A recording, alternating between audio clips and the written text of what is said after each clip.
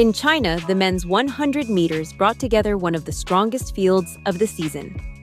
Olympic silver medalist Kishane Thompson stepped onto the track for the first time this year, looking to make an immediate statement. But standing in his way was a man who simply refuses to lose in 2025 these, Akani Simbine. Add world-class names like Coleman, Ferdinand Omanyala, and Letsile Tebogo. And this became far more than just another early season race. It was a clash of form, confidence, and championship-level talent. For most of the race, it looked like Thompson might announce his return with a victory. But over the final few meters, everything changed. A perfect lean, a flawless finish, and a result decided right on the line. This is the story of one of the most exciting 100-meter races of the season. Largely the same lineup as we had in Xiamen, plus the addition of Kishane Thompson, who's starting his outdoor season here in China. Rohan Watson from Jamaica goes in lane 1, 5th at the World Indoors in Nanjing. In lane 1 for the second week running. Emmanuel Isemi from Cameroon, the African number 2, goes in lane 2. Letsile Tebogo was disappointed maybe with 10-2 last weekend, but he is still building speed and sharpness after the 400 meters in the first few events of this year, building his endurance. He's still working on speed. Now, Kishane Thompson, Olympic silver medalist in Paris, of course, in the closest Olympic final in history. 5 thousandths of a second. He doesn't race very often. The fact that he's made the long trip suggests to me that he fancies his chances, and he'll have to be in form against the man in form, Akani Simbine. 2 out of 2 outdoors so far. Brilliant in Xiamen last weekend. His acceleration in the final 30 was very impressive. Coleman, Coleman, the indoor specialist, of course, over 60 meters, got a great start last weekend, but couldn't quite finish it and ended up in 4th place. He's in lane 6. Ferdinand Omanyala, also a great starter, powerful, the reigning African champion. Second behind Simbine last weekend. What can he do here in Kirchau? Jeremiah Azu, European world indoor champion, very relaxed, hitting all the right notes at the moment, enjoying his athletics back with his original former coach, Helen James. And Xie Junye gets a great reception from the crowd for China in lane 9, 3 times a 4th placer at the World Indoors. But the question is, Kishane Thompson, having made that long journey, what sort of shape is he in? Well, the early signs are good. There he is, right of picture. Ran 6:48 into a headwind outdoors, and then 6:56 indoors over 60 meters.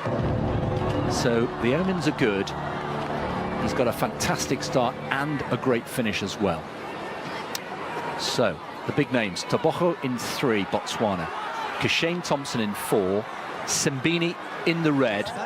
The man in form here in 5.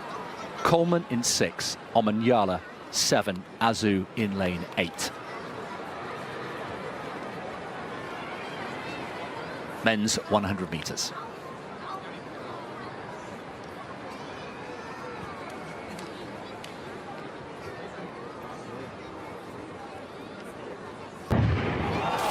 Great start from Simbine. Well, Azu's got a little bit of work to do. Thompson came all the way. Who's going to find on the dip? The two share a moment. They both fall clear. Thompson was ahead with what? 5-10 meters to go just. But did Simbine come back to just get him on the line? Yes, he did. 9:98. It's 3 from 3 outdoors for Simbine. And surely now we have to say he is the man to beat in 2025 so far. He's put together a brilliant sequence. Thompson in his first race stole a march, but was pipped on the line, and Tebogo with an improved performance from last week. We talked about his sharpness and speed getting better and better. There's the top 3, Simbine, Thompson and Tebogo. Great start from all 3 of those men that ended up in the eventual 3. Tebogo, that was much, much better than we saw in Xiamen last week. Now, at this point, Thompson, he just tightened up for me. He just forced it ever so slightly. And Simbine just stayed relaxed. Look at the South African here. He is straining, he's working hard, but he's staying very smooth. Whereas for me, Kishane Thompson, he was just trying to muscle it out.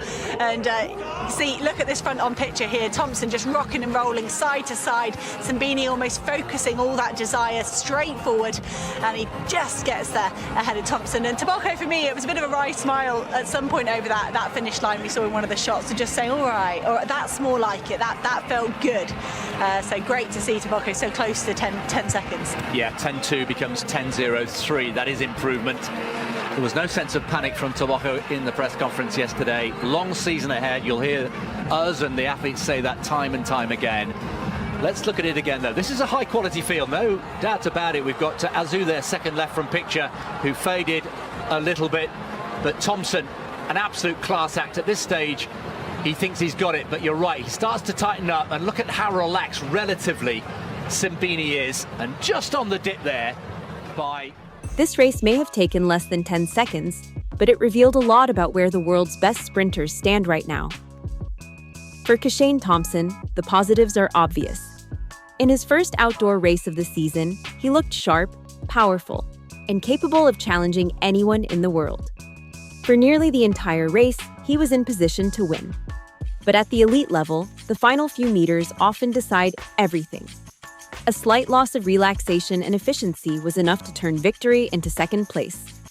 Akani Simbine, meanwhile, delivered another masterclass in execution.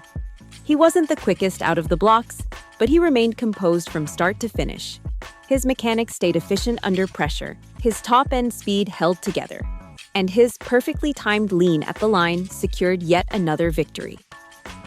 More importantly, he continues to show something every championship contender needs: consistency.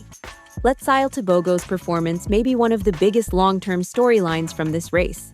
His improvement from last week's results suggests that his form is building rapidly, and if that trend continues, he could become a serious threat later in the season. Coleman showed flashes of his trademark brilliance with another explosive start, but the final phase remains the area separating him from the athletes currently winning these races. The biggest takeaway? Raw speed alone isn't enough. At this level, races are won by execution, composure, and the ability to stay relaxed when everything is on the line.